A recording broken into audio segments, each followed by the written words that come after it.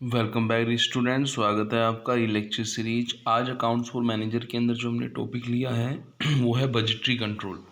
Budgetary control जो topic है, आप देखें इसमें दो वर्ड हैं, एक तो क्या है बजट और दूसरा क्या है कंट्रोल।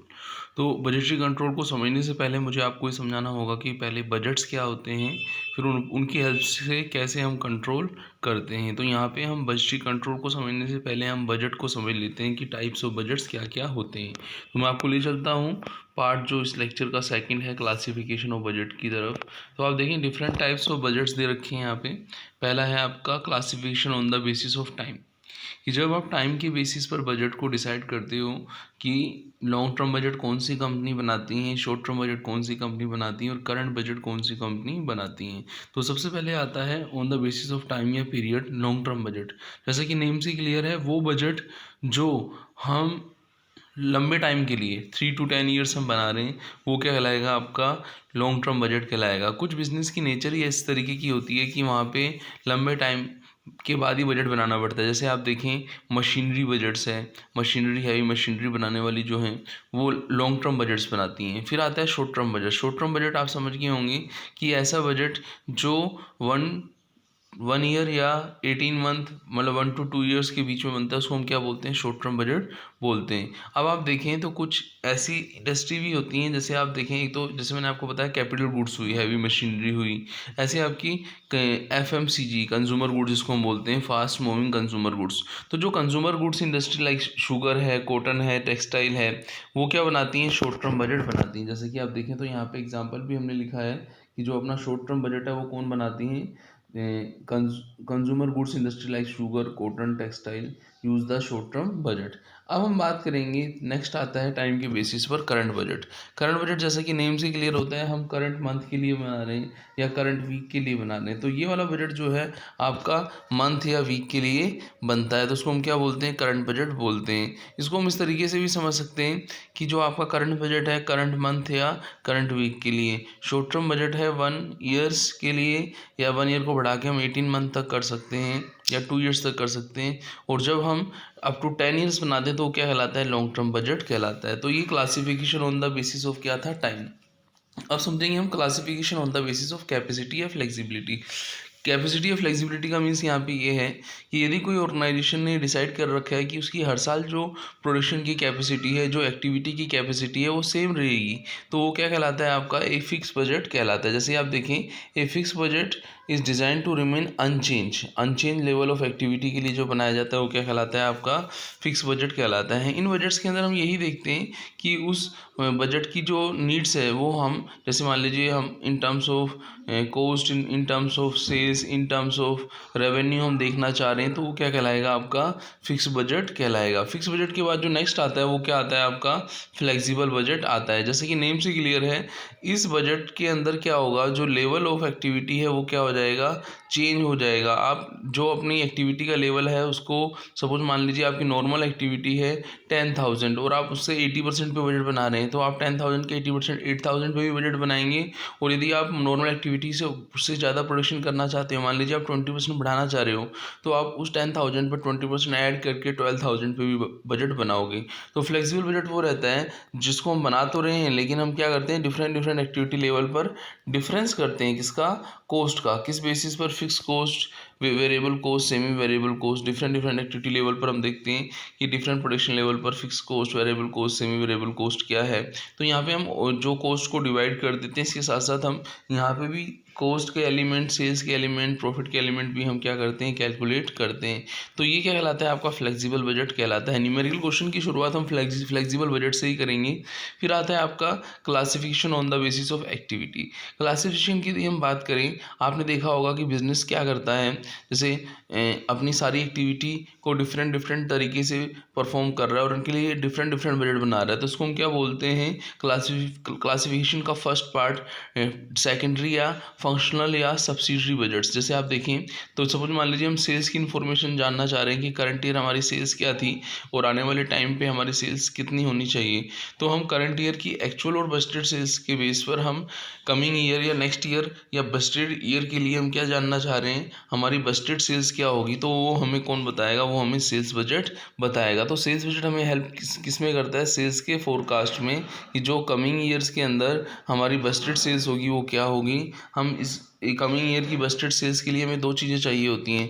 एक तो क्या, कमिंग ईयर या बजटेड ईयर के लिए हमें क्या चाहिए, बजटेड क्वांटिटी कितनी सेल होगी और एक्सपेक्टेड प्राइस उसका कितना होगा, एक्सपेक्टेड सेलिंग प्राइस कितना होगा। तो वो क्या कहलाता है, आपका सेल्स बजट कहलाता है, जो हमें करंट ईयर की बजटेड एक्चुअल सेल्स के बेस पर हमें नेक्स्ट ईयर या फिर बजटेड ईयर के लिए क्या बताता है, बजटेड क्वांटिटी और बजटेड प्राइस बताता है, जिसकी वजह से हम बजटेड सेल्स निकाल लेते हैं। फिर हम बात करेंगे, जैसा कि हमने शुरुआत सेल्स से की थी, तो सेल्स के लिए ज़रूरी क्या होता है, कॉस्ट का जानना। कि तो हमें कॉस्ट बजट के अंदर हम क्या बनाते हैं, प्रोडक्शन कॉस्ट बजट बनाते हैं। प्रोडक्शन कॉस्ट बजट जैसा कि नेम से क्लियर है कि हमें क्या करना है, हमें कॉस्ट कैलकुलेट करनी है यूनिट्स टू बी प्रोड्यूस की, हमने एक पर्टिकुलर टाइम के अंदर कितनी यूनिट्स बनानी है और उन यूनिट्स को बनाने पर हमारी कॉस्ट कितनी होगी। तो वो क्या कहलाएगा, आपका प्रोडक्शन बजट कहलाता है। तो प्रोडक्शन बजट क्या होता है, एक ऐसा बजट होता है जो हमें प्रोडक्शन यूनिट्स भी बताता है, इसके अलावा हमें प्रोडक्शन की कॉस्ट भी बताता है। तो इसलिए इसको क्या बोलते हैं, प्रोडक्शन बजट बोलते हैं।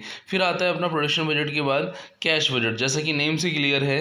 जैसा कि आपने देखा था कि हमने जब कैश फ्लो बनाया था, तो हमने बोला था कि कैश के लिए हम क्या देखते हैं कि कैश का जो बैलेंस है, ओपनिंग क्लोजिंग है, उसमें जो चेंजेस हैं वो ओपनिंग क्लोजिंग में मैचिंग आ रही है या फिर नहीं आ रही है, वो हम कैश फ्लो के अंदर देखते थे। लेकिन कैश बजट के अंदर हम क्या देखते हैं कि हम ये चाहते हैं कि हर मंथ के एंड में, हर बजटेड पीरियड के एंड में हम ये चाहते हैं कि कैश का पॉजिटिव बैलेंस बना रहे। आप अपने घर पे भी देखते होंगे कि जब महीने का एंड आता है, तब तक आते आते क्या हो जाता है, कैश की डेफिशिएंसी हो जाती है। तो हम ऑर्गेनाइजेशन के अंदर कैश के क्लोजिंग बैलेंस को मेंटेन करना चाहते हैं, तो उसमें हमें कौन सा बजट हेल्प करता है, कैश बजट हेल्प करता है।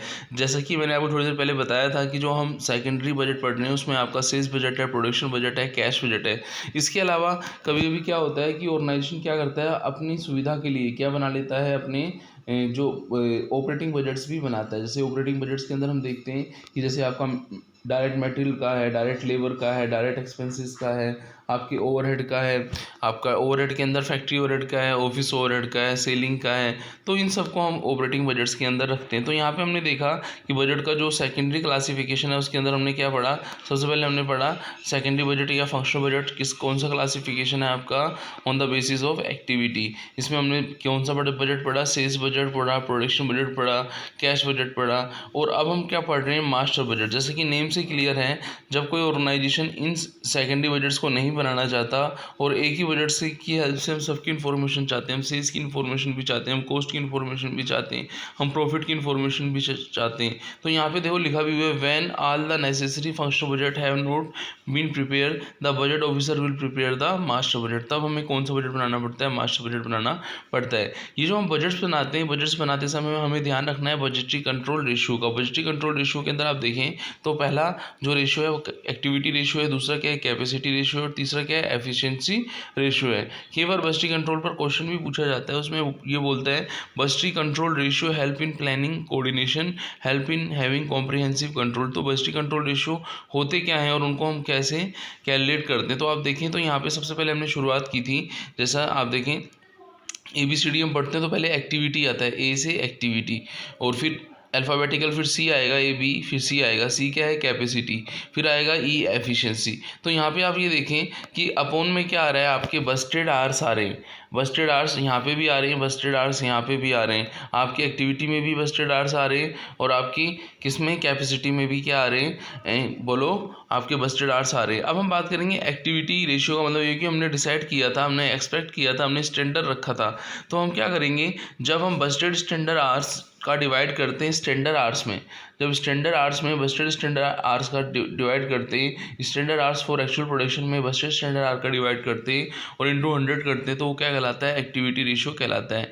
ऐसे कैपेसिटी रेशियो क्या होता है, जब हम वही आपके जो बस्टेड आवर्स है उसका तो डिवाइड करेंगे, लेकिन किस में डिवाइड करेंगे, यहाँ पे स्टैंडर्ड आवर्स थे, कैपेसिटी हम किससे कैलकुलेट करते हैं कि बंदे के एक्चुअल आवर वक्त कितने हुए। तो एक्चुअल आवर में जब हम बस्टेड आवर का डिवाइड करते हैं और इंटू 100 करते हैं, तो क्या आता है, आपका कैपेसिटी कैपेसिटी रेशियो आता है। सबसे लास्ट में आता है कौन सा रेशियो, देखो फिर आता है आपका एफिशिएंसी रेशियो। जैसा कि नेम से क्लियर है कि एफिशिएंसी रेशियो वो रेशियो रहता है जो हमें हेल्प करता है किसके बेस पर, standard are for actual production divided by actual are production के लिए। मतलब होता क्या है, नॉर्मली हम क्या करते थे, हम एक्चुअल अपॉन स्टैंडर्ड करते थे। यहाँ उल्टा हुआ है, एफिशिएंसी के केस में हमने क्या किया है, हमने स्टैंडर्ड आर्स के में डिवाइड किसका किया है, देखो हमने एक्चुअल आर्स का डिवाइड किया है।